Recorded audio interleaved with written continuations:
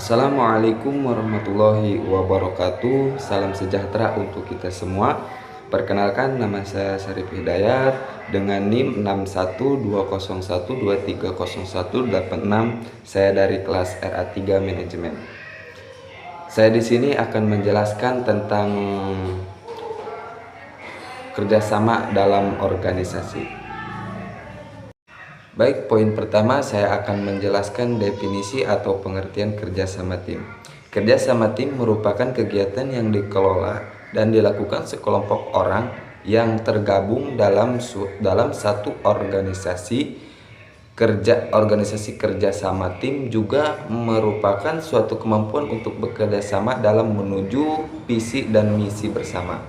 Dengan kata lain, kerja sama tim merupakan kemampuan yang kuat dalam mengarahkan dan mendorong para individu dalam menuju dan meraih tujuan organisasi secara bersama.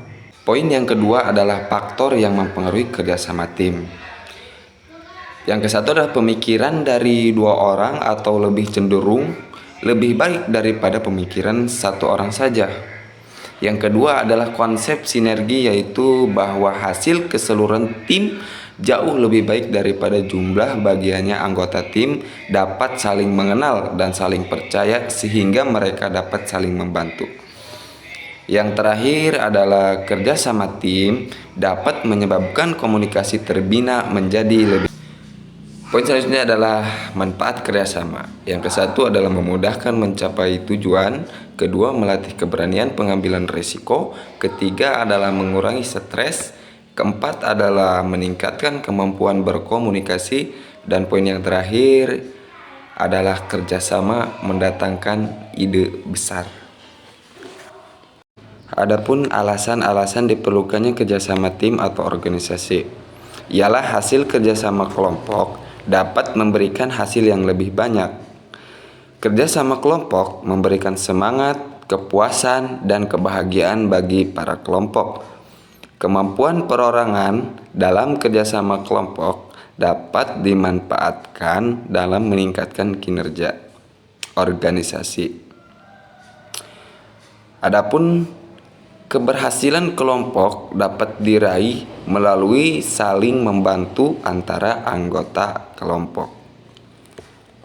Penunjang jalannya peningkatan produktivitas organisasi. Bekerja merupakan hal yang menyenangkan dan semua memiliki kesempatan yang sama untuk berprestasi. Hubungan antar anggota organisasi atau perusahaan baik dengan menyenangkan serta saling percaya dan menghargai satu sama lain. Kesalahan dan kegagalan yang terjadi bisa diterima dengan ikhlas dan tidak menyalahkan satu sama lain. Adanya persaingan sehat yang bersifat saling mendorong anggota organisasi atau perusahaan untuk berprestasi. Adanya pertemuan atau rapat yang melibatkan semua anggota tanpa melibatkan satu sama lain. Ada beberapa hal yang bisa diterapkan untuk membangun kerjasama tim yang baik. Menurut kerjasama tim dalam perusahaan dapat ditingkatkan dengan cara-cara sebagai berikut. Yang ke-1 adalah membangun tim yang inklusif dan beragam. Salah satu hal yang paling penting dalam kerjasama adalah fokus menciptakan tim yang inklusif dan beragam. Latar belakang tim yang berbeda-beda akan membawa perspektif dan ide-ide yang baru. Semakin banyak perspektif, semakin mudah untuk membuat keputusan terkait dengan pekerjaan. Yang kedua adalah setiap anggota memiliki tugas dan tanggung jawab yang jelas. Apabila tim masih ragu dengan tugas dan tanggung jawab mereka, maka menimbulkan potensi konflik dengan anggota lainnya. Itulah sebabnya Penting untuk mengetahui peran dan tanggung jawab setiap anggota dengan jelas. Poin yang ketiga yaitu membangun kepercayaan tim. Kepercayaan adalah komponen yang penting untuk membangun kerja sama. Bagaimana rasa jika bekerja dengan anggota yang tidak dipercaya? Maka pekerjaan akan terhambat dan terancam gagal. Mulailah membangun hubungan yang dilandasi kepercayaan antar anggota.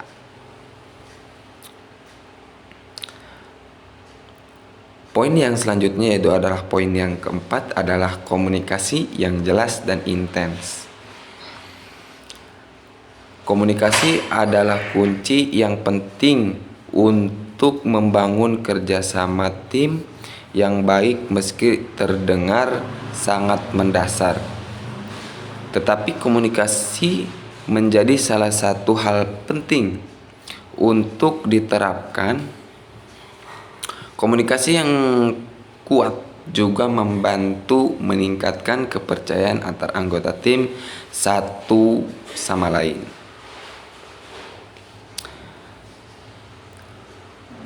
Poin yang selanjutnya yaitu poin yang kelima adalah memberikan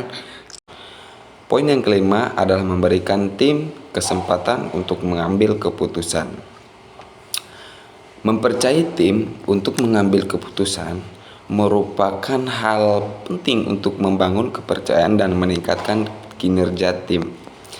Apabila sebuah tim tidak memiliki kekuatan untuk mengambil keputusan sendiri, maka mengakibatkan pekerjaan menjadi kurang optimal. Poin yang selanjutnya yaitu poin yang keenam adalah mengatur waktu untuk meeting secara bijak.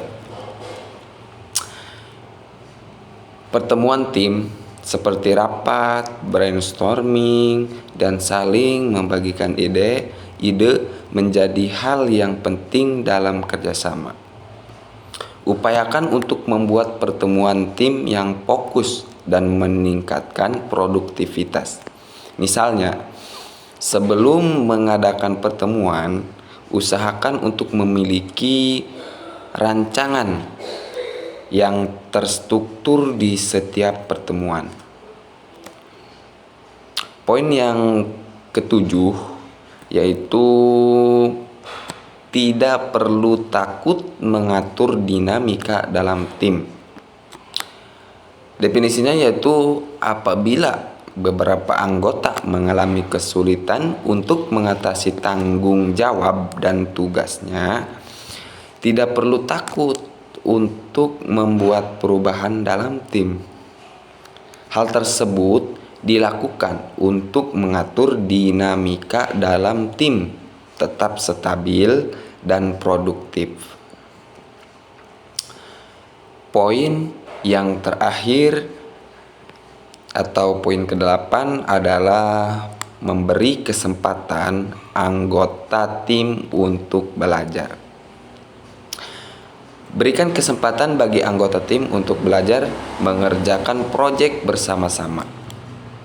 Untuk mengoptimalkan kinerja, tidak ada salahnya untuk memberikan training dan arahan atau workshop.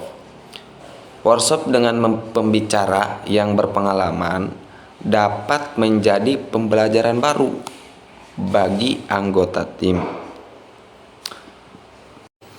Adapun hal-hal yang mengganggu kerjasama tim, yang ke-1 adalah tidak adanya kepercayaan. Kurangnya rasa nyaman dan kepercayaan di antara tim akan membuat anggota tim yang tidak mau mencari bantuan, mengakui kelemahan, atau meminta bantuan satu sama lain. Dengan begitu, komunikasi dan kinerja tim tidak mungkin dilakukan. Poin yang kedua yaitu adalah takut konflik. Ketika tim kurang percaya satu sama lain, maka anggota tim tidak akan mampu mengikuti dinamika dan perselisihan yang mungkin muncul dalam tim. Ini akan membuat anggota tim tidak terbuka dengan ide-ide dan pendapat. Adapun poin yang ketiga yaitu kurangnya komitmen.